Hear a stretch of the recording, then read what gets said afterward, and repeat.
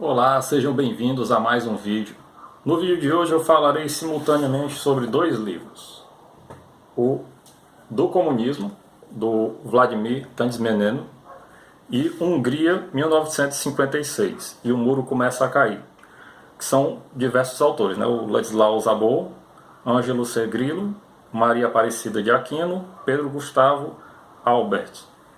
Então, por que falar desses dois livros ao mesmo tempo? Porque os dois, basicamente, eles tratam do mesmo tema, que eles vão falar sobre o momento do comunismo no leste europeu. Esse livro aqui, ele vai tratar sobre o período comunista na Romênia.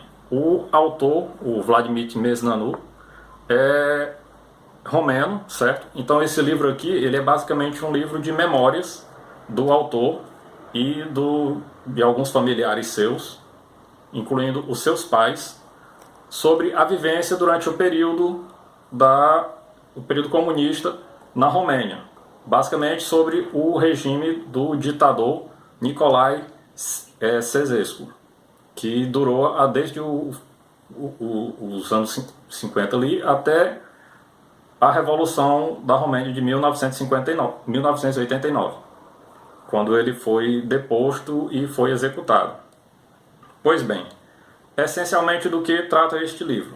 Como memórias, ele vai traçar alguns pontos sobre a ideologia comunista, do que ela prega e o que ela realmente é e o que ela realmente significa, como uma legitimação do autoritarismo. É uma forma de você legitimar ditaduras, porque, como o autor mesmo diz, o comunismo é o ópio dos intelectuais, é uma utopia dos intelectuais, onde, através de um discurso adocicado de igualdade social, de essa arrumação toda proletária e tudo mais, acaba, de certa forma, legitimando para que quem adote esse tipo de sistema consiga, então, se sobressair sobre a população de forma autoritária, uma vez que não é possível existir liberdade dentro do socialismo. Isso daí é um fato. Até porque dentro das ideias socialistas você teria que todo mundo seria igual, todo mundo ganharia a mesma coisa, e isso daí independeria de quanto você produziria. Então, se você produz mais, você vai ganhar a mesma coisa de quem produz menos. Então, isso daí não me estimula a querer produzir nada. Então, você não tem liberdade. Se eu quiser não produzir nada, eu posso não produzir e eu não vou ganhar, ou melhor, eu vou ganhar a mesma coisa de que quem produzir. Isso a grosso modo, né? E o autor fala sobre a questão do sistema stalinista de governo. Como funciona o sistema stalinista de governo? O Stalin, ele visava a expansão do comunismo, certo? Ele queria fazer um comunismo mundial através do seu comunismo nacional. Como se baseava isso? O Trotsky, ele queria um comunismo mundial, mas quebrando todas as barreiras de países. Iria deixar de existir as individualidades nacionais, existiria um governo mundial que seria o governo comunista. Já o Stalin, ele queria submeter não posso dizer que o mundo, né? Eu acho que nem o autor ele trata aqui o mundo, mas o máximo possível, até porque ele mesmo sabia que isso seria insustentável, com o comunismo subordinado às doutrinas e às direções dadas por Moscou. Ou seja, o mundo comunista subordinado a Stalin. E nisso ele incentivava a questão do culto à personalidade do líder, onde o líder era o ser supremo, o salvador dos pobres, o benfeitor da sociedade, ele aqui que é o nosso bem e tudo mais, essas coisas todas. Quantidade de cartazes e propagandas que foram feitas sobre a imagem do Stalin durante esse período em que ele governou. A questão da economia planificada, que até um dos candidatos à presidência ano passado aqui do Brasil propôs, onde o governo deveria intervir, e no caso do Stalin interviu diretamente nas empresas, principalmente nas indústrias pesadas, que foi o foco do Stalin, o desenvolvimento das indústrias pesadas. Só que a Rússia ela tem matéria-prima para sustentar uma indústria pesada. A questão da coletivização das propriedades rurais. Existiam as fazendas comunitárias, então as pessoas deixaram de ter as suas propriedades rurais e era todo mundo produzindo o que o governo queria que fosse produzido. Então você não podia produzir aquilo que você achava melhor ou até o que era mais propício a ser produzido ali. Tinha que produzir aquilo que o governo queria. Então a economia planificada é isso, é o governo como centro da consciência econômica, e ele vai definir o que vai ser produzido, o preço que vai ser vendido, e contra a liberdade de mercado, contra a livre iniciativa e a liberdade de propriedade principalmente. Também a abolição da religião, perseguição até execução de padres e expulsão e tudo mais, que faz parte dos expurgos, onde ele expulsava, prendia, mandava para a Gulag, submetia a experiência científica, o pessoal da Gulag, ou simplesmente executava, como executou milhões, deixando também cidades que ele considerava que a população era contrária ao seu governo, ou seja, tinha atitudes anti-revolucionárias. A forma melhor que ele tinha de legitimar esse tipo de atrocidade era dizendo que aquelas pessoas estavam contra o interesse do povo. Não, essas pessoas, esse cara aqui, ele está falando isso daqui, mas é porque ele está contra você que é pobre, ele está contra você que é proletário. Então, por isso que a gente tem que matar ele. E assim ia. Ele sempre criava o mito do inimigo externo, que isso daí também eu não posso dizer que seja só o Stalin, outros países têm isso também. E também a sua paranoia do inimigo interno, de que sempre tinha alguém conspirando para derrubá-lo, para matá-lo, e por isso que ele matava, ele sonhou que a pessoa podia trair ele, ele mandava matar. Pois bem, essa imagem e esse modelo foi importado para os outros países, principalmente os países do leste europeu, certo? E dentre eles, a Romênia, a Hungria, a Polônia, Letônia, Estônia, Lituânia, toda essa turma do leste europeu. Pouco a gente sabe, pouco a gente conhece desses países quando a gente vai tratar sobre o período da União Soviética. A gente conhece mais sobre a Rússia. E isso também tentou ser exportado para a Espanha, que foi quando aconteceu a Guerra Civil Espanhola, onde o autor ele trata sobre o momento da Guerra Civil Espanhola, porque os seus pais participaram ativamente da Guerra Civil Espanhola, mesmo sendo romenos. Eles participaram da luta do lado dos comunistas. E como a gente costuma ouvir sobre a Guerra Civil Espanhola, a gente sempre considera como é o ditador, o Franco, é um absurdo aquele cara, e tal, não sei o que, o fascista total. Ele era fascista. Porém, o autor ele explica que ali não tinha um como o outro. Tanto o lado comunista como o lado fascista cometiam as piores arbitrariedades, tanto um lado quanto o outro. Você não conseguia distinguir quem era pior, certo? Aqui no começo do livro, o autor até fala aqui sobre o comunismo. Do comunismo, uma religião secular. O comunismo foi uma forma de ressentimento, foi um fundamentalismo político moderno, um engajamento num projeto histórico absoluto. O totalitarismo comunista, como organização social, política, cultural, econômica, é caracterizado por 3 elementos. Em primeiro lugar, pela recusa à memória. A aversão, a hostilidade diante da memória o faz mnemófobo. Ele age por todas as suas instituições para a destruição da memória. Em segundo lugar, é uma organização que procura a destruição dos valores, e neste sentido é axiófobo. E não em último lugar, detesta o espírito, portanto é uma organização de tipo noofóbica. Portanto, o comunismo é mnemofóbico, axiofóbico e noofóbico.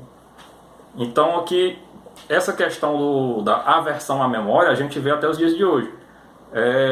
E sempre vai existir. Quando tiver comunismo, socialismo, nunca vai ser favorável à memória, que se chama o revisionismo histórico, que eles sempre vão querer transformar os heróis da história em vilões e os vilões da história em heróis. Sempre fazer isso daí e tentar destruir para que a história seja só a partir deles para frente. Então, não existe história antes disso. Dentro dessa questão da imagem do culto religioso, culto sacro à imagem do Stalin, o autor ele até mostra um exemplo de um dos membros do partido que foi condenado, ele foi considerado traidor pelo Stalin, e não diretamente pelo Stalin, pelos seus atravessadores, e foi condenado à morte. E ele escreveu uma carta pedindo desculpa. Ele é inocente, ele escreveu uma carta pedindo desculpa e louvando a figura do Stalin. Ele acabou se suicidando, né? Ele nem chegou a ser executado, ele acabou se suicidando. Então, na sequência, nós temos aqui Hungria, 1956, e o muro começa a cair. O que é que esses dois livros têm a ver, além de serem do leste europeu? Este daqui sobre a Hungria, ele vai detalhar melhor algo que também foi trabalhado aqui nesse livro do comunismo, que foi a 20ª Convenção do Partido Comunista da União Soviética, onde, após a morte do Stalin, nessa convenção, em 56, no começo de 56, o Nikita Khrushchev expôs todas as atrocidades que foram cometidas pelo Stalin e a decisão do partido em não mais continuar com esse tipo de política, com o modelo stalinista, que deveria ser abolida essa questão do culto à imagem do líder, e que fosse algo um pouco mais dividido, mais diluído entre os líderes. No caso da Romênia, o líder, o Nicolae Ceausescu, ele se recusou a adotar esse modelo anti-stalinista, bem como outros líderes do bloco, eles também se recusaram a abandonar o modelo stalinista. No caso da Hungria, era o Rákosi, e ele conseguiu ser uma cópia piorada do que a do Stalin em matéria de arbitrariedades.